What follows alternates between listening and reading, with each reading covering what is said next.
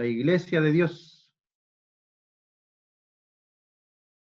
Ahí vamos a ver si, ahí creo que se ve.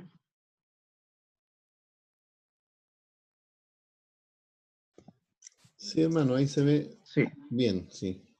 ese es el tema que me gustaría considerar. La iglesia de Dios, acá en la zona, no sé si allá se dará, hay personas que cuando van a congregarse dicen, ¿dónde asiste usted? Vamos a la iglesia del pastor tanto, dice, el pastor fulano, pastor sultano, y le agregan la iglesia de ese pastor o de ese obispo. Pero la iglesia es de Dios, y nosotros como creyentes no vamos a inventar nada nuevo. El creyente no está en este mundo para crear cosas nuevas respecto a lo que Dios ya planteó en su palabra. El caso de Moisés, cuando dice que se haga todo conforme al modelo que le fue mostrado en el Monte Santo. Las cosas que se escribieron en la antigüedad son reflejos, son un ejemplo de lo que Dios quiere para nosotros en nuestros días. Que sigamos todo conforme al modelo que se nos fue mostrado en la palabra de Dios. Hay varias preguntas respecto a la iglesia, y ese es el Imperio Romano, todo lo que está en amarillo, el gran Imperio Romano. Y ese imperio que es vasto, desde España, Portugal, hasta acá, hasta Israel. Y lo que está en rojo, esa manchita que se ve en rojo, es la provincia de Judea, lo que es Israel. Y todo el vasto imperio romano. O sea, en apariencia geográfica, en tamaño, el pueblo de Israel para el imperio romano era solamente una provincia periférica, lo más insignificante podríamos decir.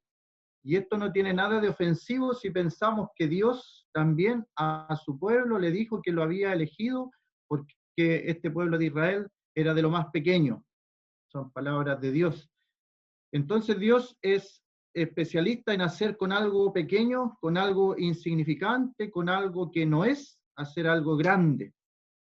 En pasado el tiempo, pasado los años de la provincia de Judea, de esta pequeña provincia del Imperio Romano, salieron hermanos predicando la palabra de Dios y predicaron por toda Asia. Aquí en este trozo, si se ve donde voy marcando, estaban las iglesias del Apocalipsis, lo que actualmente es Turquía. Acá está lo que es Grecia, donde está Tesalónica, donde está la iglesia a los Corintios, todo eso. Acá está la iglesia a Roma. Y Pablo en una de sus cartas dice que él pretende ir acá, a España. Tal vez logró ir, no lo sabemos, la Biblia no lo dice. Y acá tenemos ya lo más conocido, Egipto, el río Nilo y el Mar Rojo que cruzaron los israelitas para llegar a Israel. Y ahí anduvieron dando vuelta 40 años por su desobediencia. El Imperio Romano logró todo esto por la fuerza, por la fuerza. Su ejército avanzaba y era un ejército terrible. Muchas veces antes de que llegara el ejército a una colonia, ya la gente se rendía porque sabían que venía el Imperio Romano. Pero todo esto que está el Imperio Romano estaba influenciado por una cultura.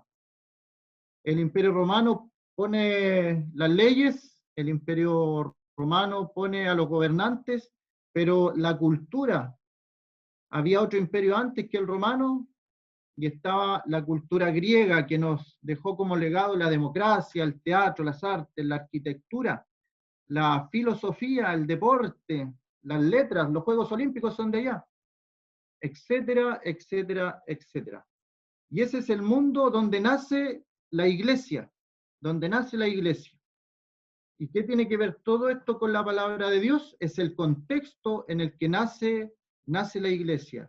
Y es interesante cómo el Señor Jesucristo, en palabras de uno de los emperadores más grandes que fue Napoleón, dijo acerca de nuestro Señor que él había conquistado. Napoleón conquistó con su fuerza, con su ejército, pero el Señor Jesucristo conquistó todo el mundo solamente por amor, y lo encontraba él superior, porque los soldados pueden rendirse, volverse atrás, convertirse en mercenarios de un ejército, pero en el ejército del Señor, los soldados del Señor Jesucristo van voluntariamente a una guerra y dan su vida, y en este tiempo, en el siglo I, dieron muchos hermanos, muchos soldados de Jesucristo dieron su vida por el Evangelio. En el día de hoy nosotros gozamos de una paz que no la tomamos en cuenta, en consideración. Aunque la paz que gozamos nosotros en nuestros días no es en todo el mundo. Hay países en el día de hoy donde están muriendo hermanos, donde están falleciendo hermanos por el solo hecho de ser cristianos. Así que el mundo griego era el que tenía las ideas en ese tiempo. Y la pequeña colonia de Judea, de Israel, donde hay provincias conocidas como Galilea, como Samaria, estaba el asunto espiritual.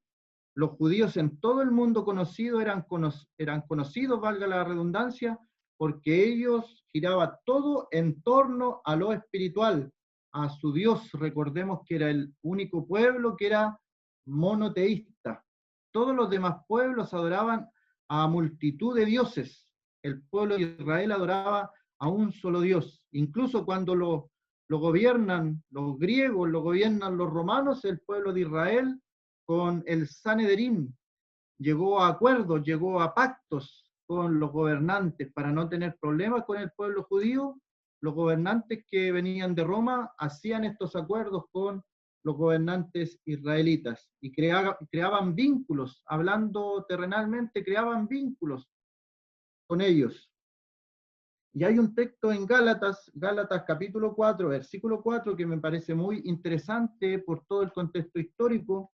Dice, pero cuando vino el cumplimiento del tiempo, Dios envió a su Hijo nacido de mujer y nacido bajo la ley.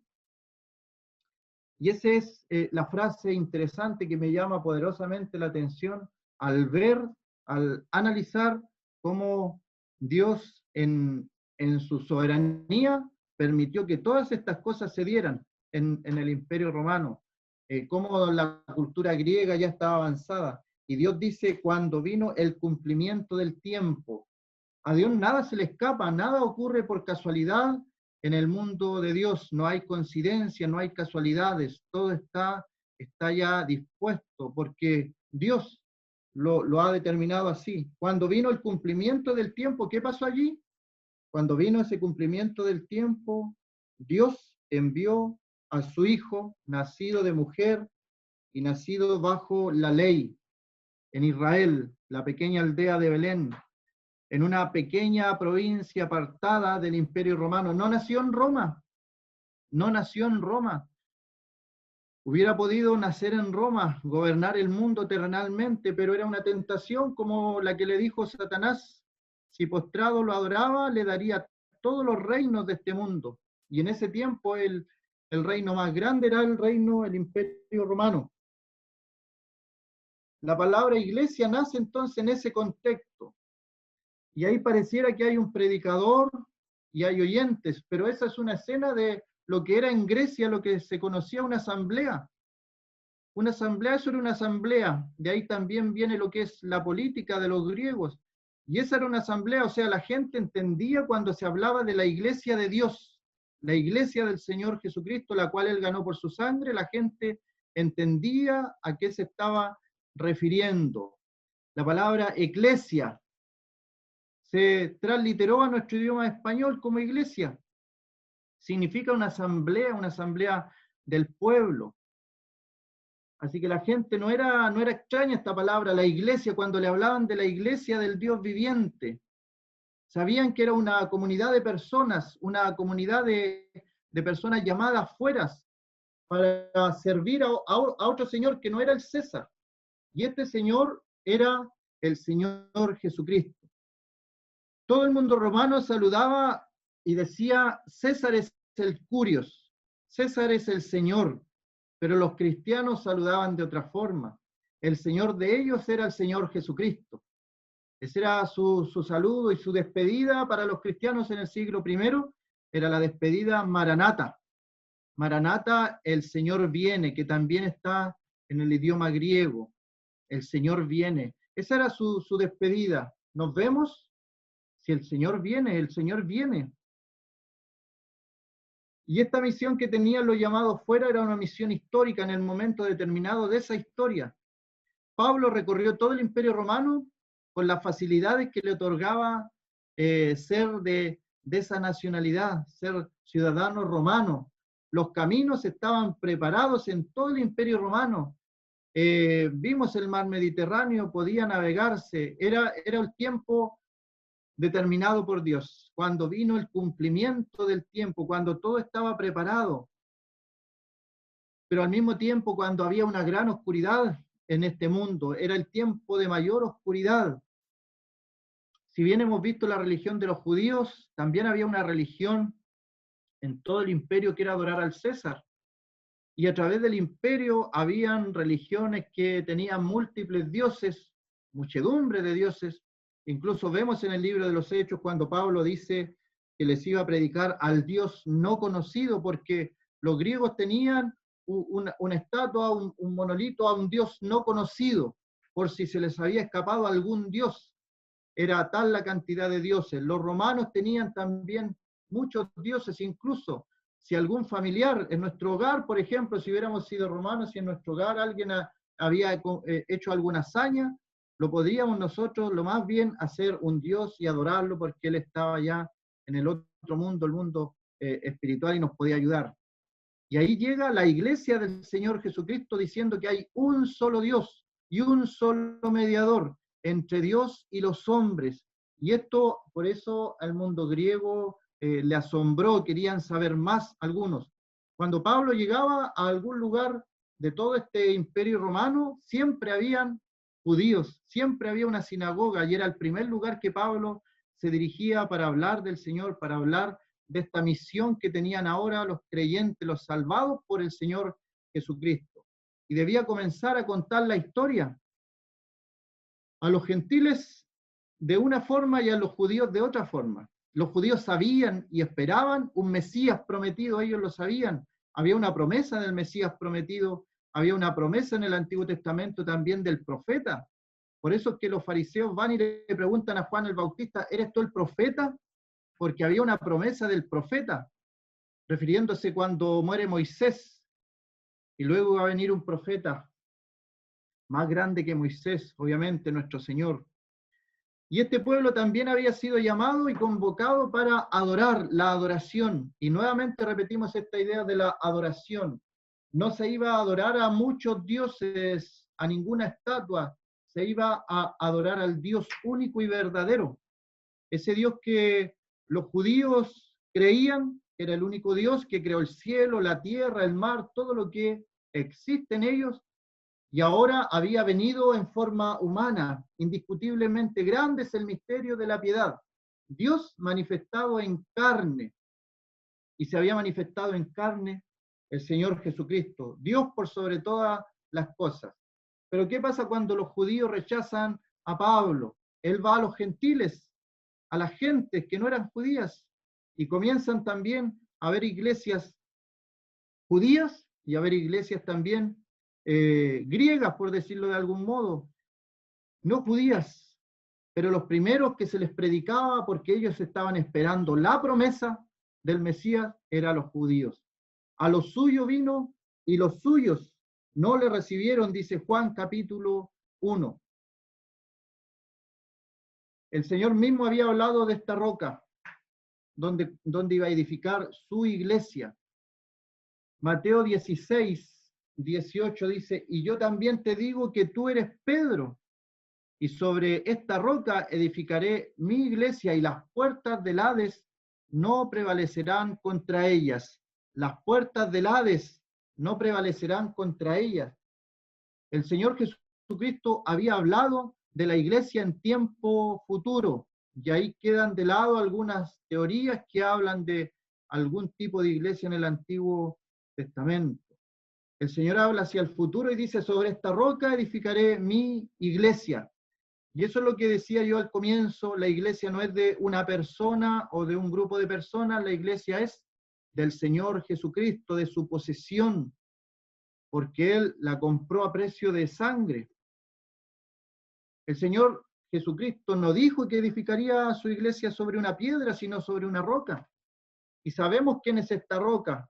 El apóstol Pablo nos dice en el libro de Efesios, el capítulo 2, el versículo 20, edificado sobre el fundamento de los apóstoles y profetas, siendo la principal piedra del ángulo Jesucristo mismo.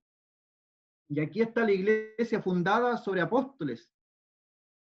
Y hace poco tiempo comenzó a aparecer un grupo de personas que se llaman a sí mismos los apóstoles. Antes de eso habían aparecido personas que se llaman los profetas. Pero eso es otro tiempo, ya pasó eso, fue el fundamento. El fundamento se pone una sola vez solamente, una sola vez, y luego comienza la construcción del edificio. Este fundamento llevaba a los apóstoles fueron 12, y el libro de Apocalipsis dice que sus nombres están escritos allá. Son 12 solamente, no hay más apóstoles. ¿Y cuánta gente en el día de hoy sigue engañada a personas que se hacen llamar a sí mismas apóstoles? También la otra palabra, profetas, y ahí el libro de Efesios dice sobre los apóstoles y profetas.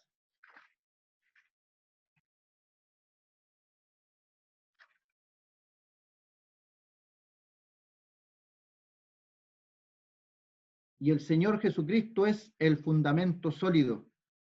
Él es el fundamento sólido. Amigo, amiga, tal vez estás escuchando y has escuchado hablar a estas personas que se les nombra con estos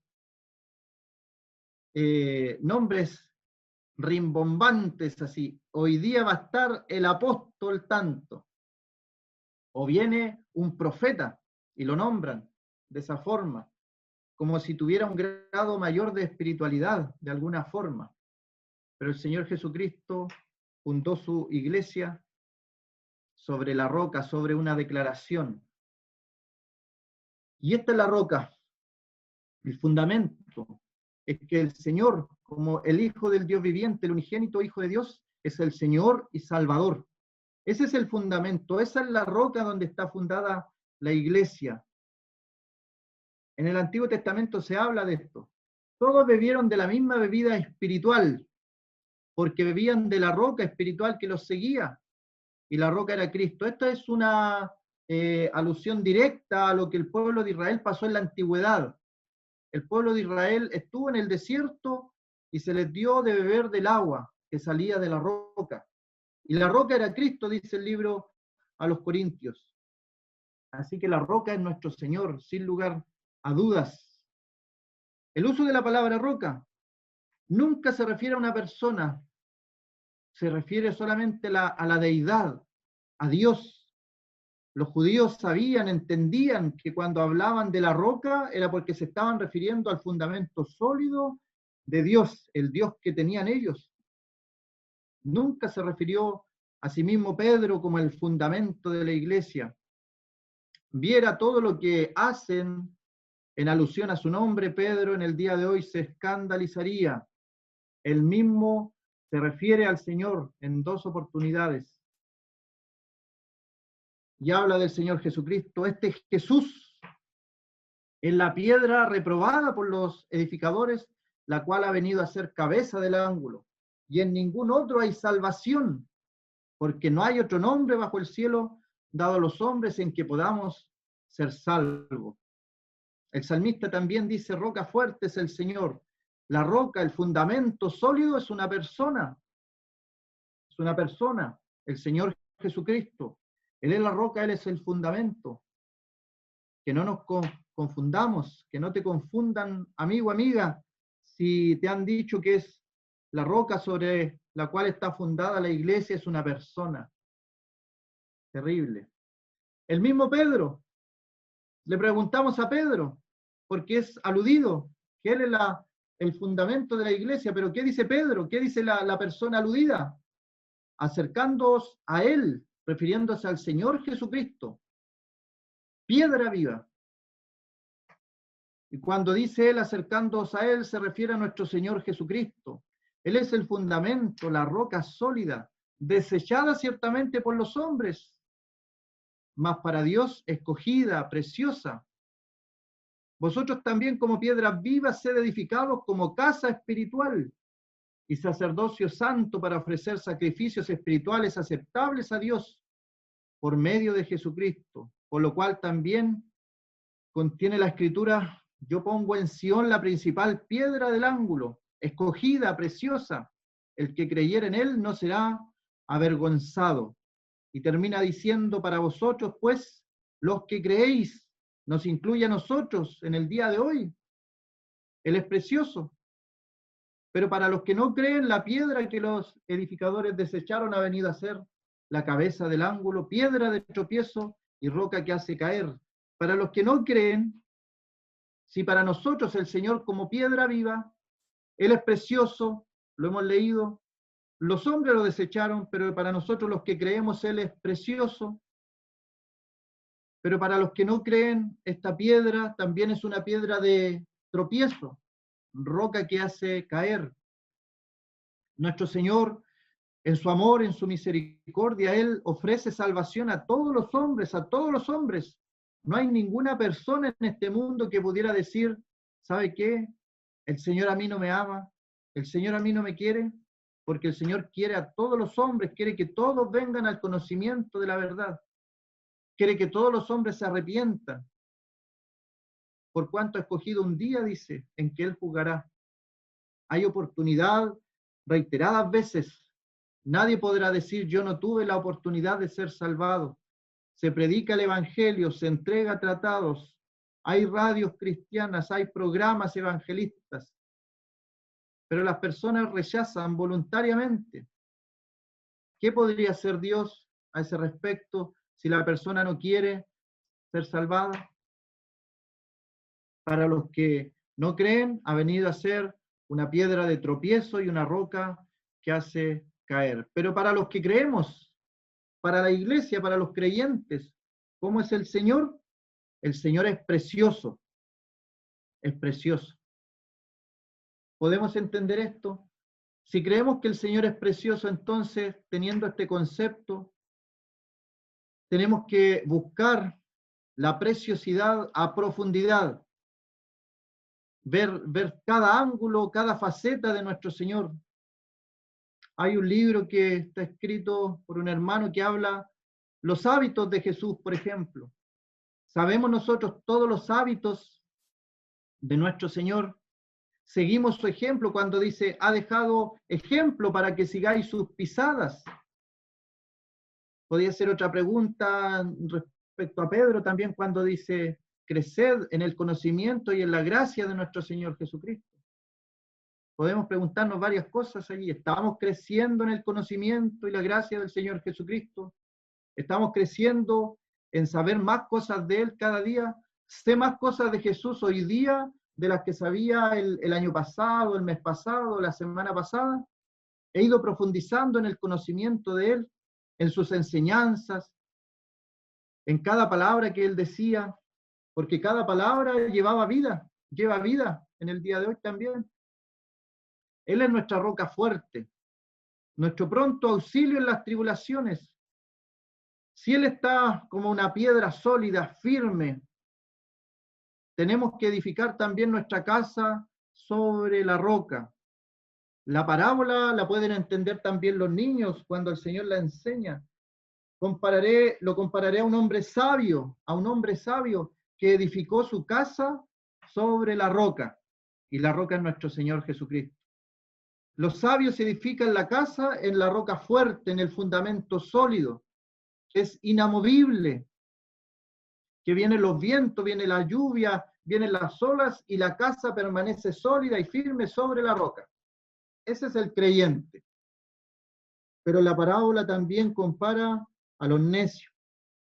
Y el necio hace su casa sobre la arena, que viene la lluvia, los vientos, y la casa no permanece, la casa se va. ¿Cuándo empezó el periodo de la iglesia? ¿Cuándo comenzó la iglesia? Como veíamos, no comenzó en el Antiguo Testamento, como dicen algunos. Comenzó en el día de Pentecostés. El Señor es un Dios de promesas. Él hace promesas y cumple sus promesas. No hay ninguna promesa que el Señor Jesucristo haya hecho y no haya cumplido. Él cumple su palabra, a diferencia de nosotros. El Señor es perfecto. Él promete algo y lo cumple. Prometió el Espíritu Santo.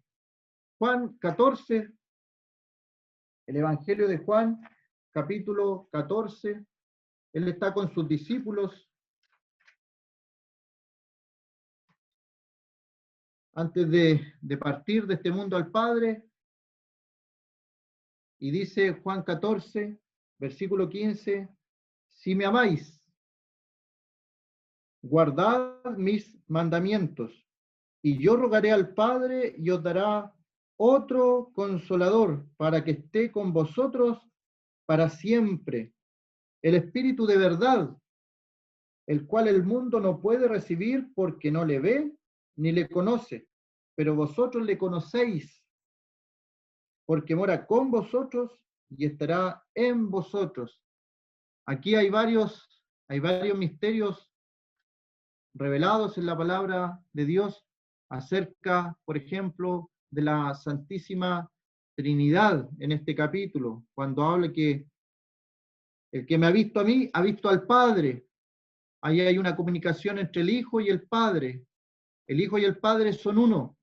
Y acá tenemos también dos personas de la Santísima Trinidad, el Espíritu y el Hijo. El Espíritu dice,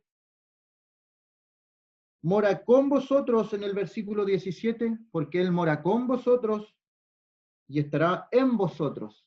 Pero ¿quién moraba con los discípulos en aquel momento? ¿No era acaso el Señor Jesucristo que estaba con ellos, que había estado con ellos y que ahora iba a subir, iba a partir al Padre? Y luego nos hace la revelación, el misterio. En el Antiguo Testamento esto no ocurría, esto no pasaba en el Antiguo Testamento. Por eso es que venía la fuerza, por ejemplo, a Sansón. Cuando venía el Espíritu sobre él, él podía hacer muchas cosas con la fuerza de Dios. Y luego el Espíritu se alejaba. El rey David también dice, no quites de mí tu Santo Espíritu. Está en otra época de la historia. Ocurría otra cosa con el Espíritu Santo. El Espíritu Santo venía sobre los profetas, luego se iba y luego volvía.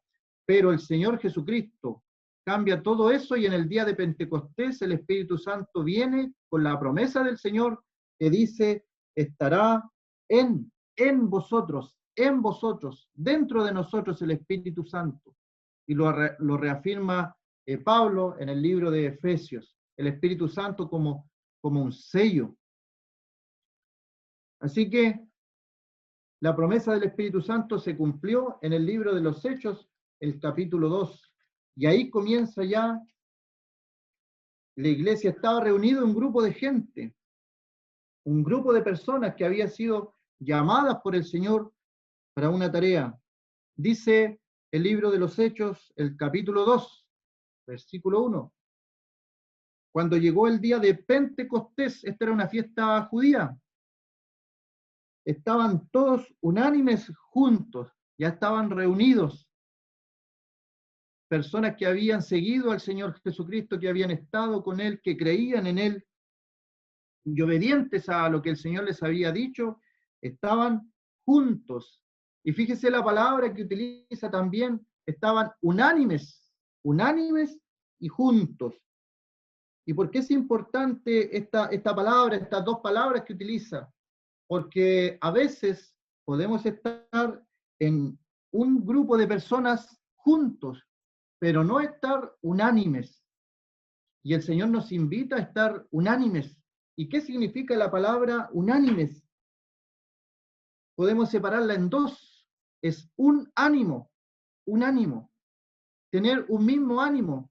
Otra palabra que podría usarse, y Pablo la usa también, en un mismo sentir, estar en un mismo sentir, en una misma dirección.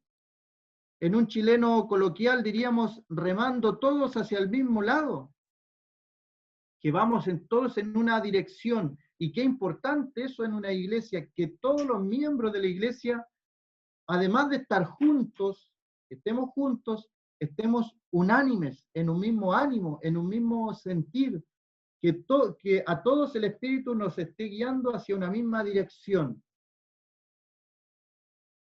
Estaban todos unánimes, juntos. Y de repente,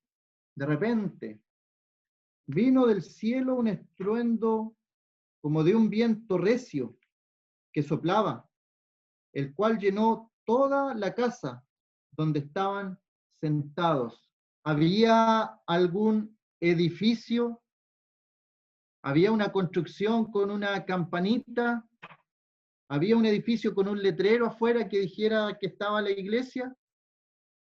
En los primeros tiempos se entendía bien el concepto de la iglesia, de una asamblea, porque no habían edificios que se identificaran como una iglesia, como en el día de hoy sucede. La gente mira un edificio y dice, yo voy a esa iglesia. O si les habla de iglesia, ellos piensan de inmediato en un edificio, en un letrero, en campanas, pero en el comienzo la gente entendía el concepto de iglesia, que eran las personas que se reunían, eso era la iglesia. ¿Y la iglesia, dónde estaba reunida la iglesia? Aquí dice que estaban juntos, estaban unánimes, con un mismo sentir, con un mismo ánimo, y ahí es cuando viene el Señor.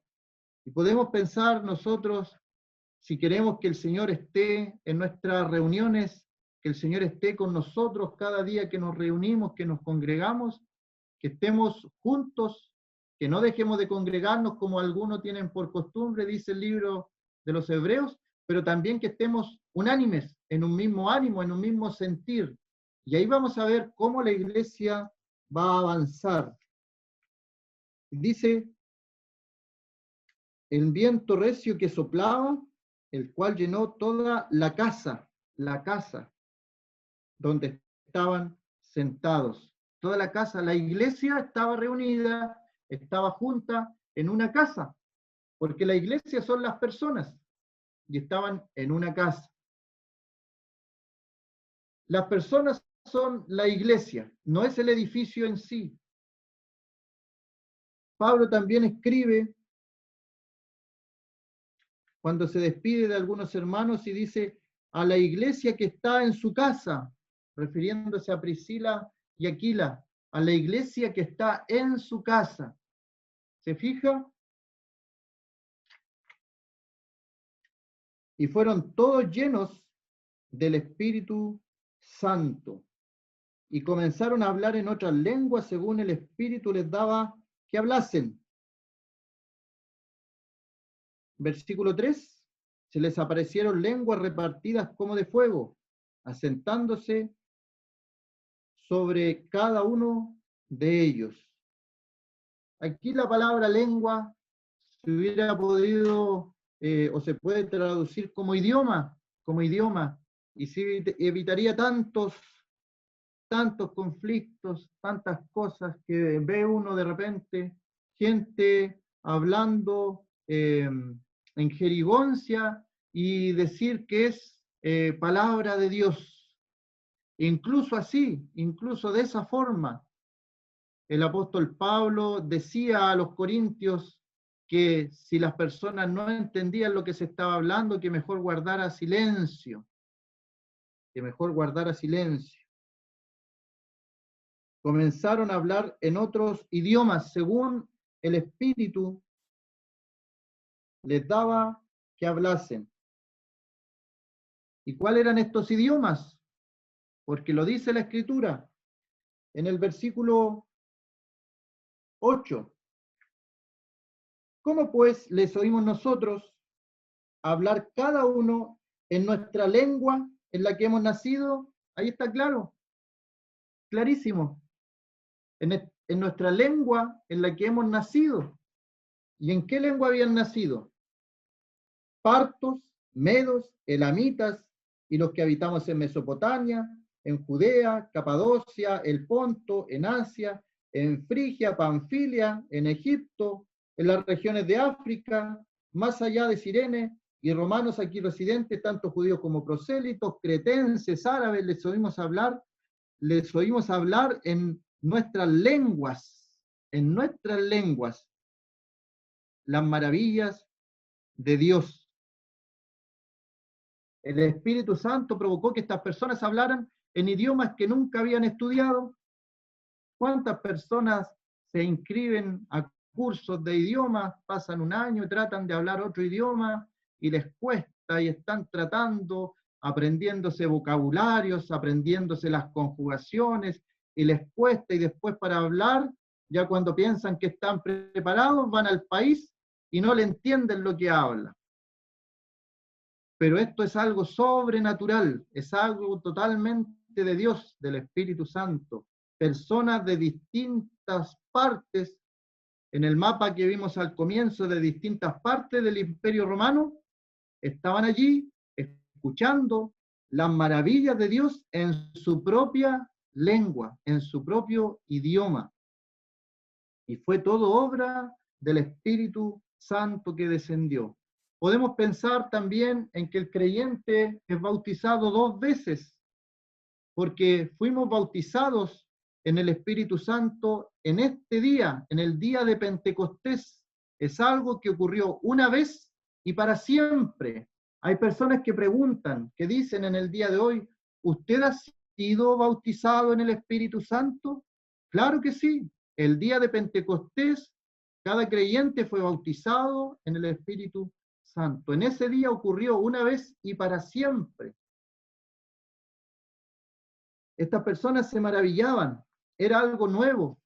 El Espíritu Santo ya no iba y venía, como en el Antiguo Testamento. El Espíritu Santo iba a permanecer, iba a estar en ellos, iba a quedarse y permanecer. Y por eso las personas se maravillaban. Le oímos hablar en nuestras lenguas. ¿Y cuál era el propósito de las lenguas? También tiene un propósito. Todos los idiomas que se hablaban allí tenían un solo propósito. No era predecir el futuro, no era decir que hagan esto, esto, otro. El propósito es que oían hablar en sus lenguas las maravillas de Dios. Capítulo 2, versículo 14. Entonces Pedro, poniéndose en pie con los 11, alzó la voz y les habló diciendo: varones judíos y todos los que habitáis en Jerusalén, esto sea notorio, y oíd mis palabras. Y comienza a dar un discurso Pedro, y comienza a predicar y a hablar, que no se asombre por lo que está pasando, porque estaba dicho todo eso desde la antigüedad. Era una promesa de Dios, y Dios la cumplió en los días de la iglesia, de Pedro, y de ahí en adelante la iglesia ha ido creciendo, y el Espíritu Santo ha estado con cada creyente.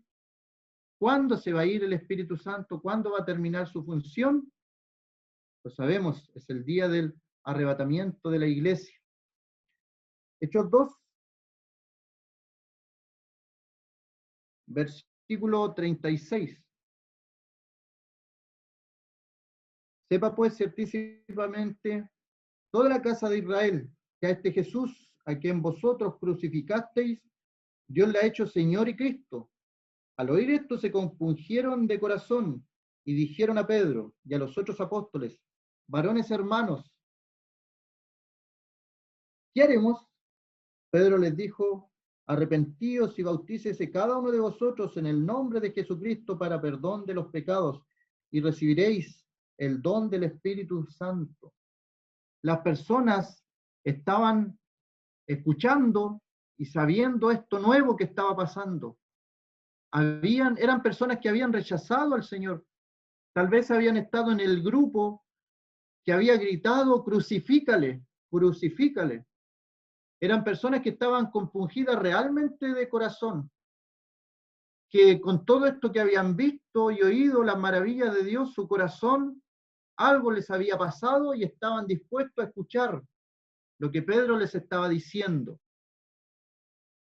Y cuando Pedro habla, estas personas compungidas de corazón quieren saber qué hacer.